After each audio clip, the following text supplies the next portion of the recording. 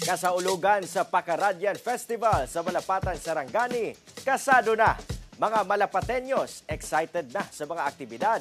Lakip ang pagsalbot sa mga kapuso artist nga makifiesta kanila. Dugay detalye sa report ni Tony Humamel.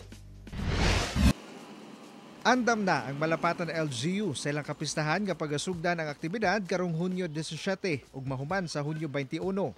Kini na ang ika-19th Pakaradyan Festival kung asa gihatagan og pasidungog ang tribe people nga mao ang Muslim, Lumad ug Kristiyano nga dako ang kontribusyon sa kalambuan sa munisipyo. Morning kasadyaan, kumbaga tabo, kumbaga.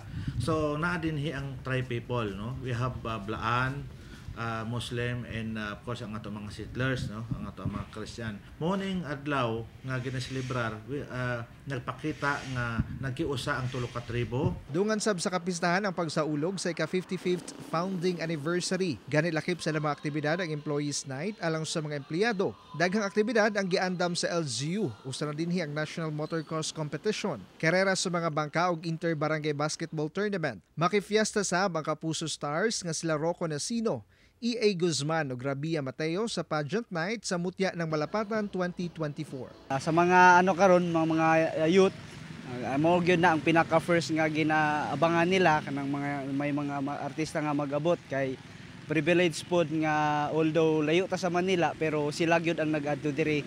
Mao gyud na ilang ginaabangan.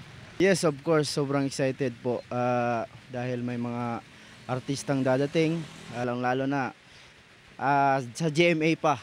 Kaya napakaraming salamat po. Kauban si Gary Balantay sa kamera. Ako si Tony Humamil para sa One Mindanao.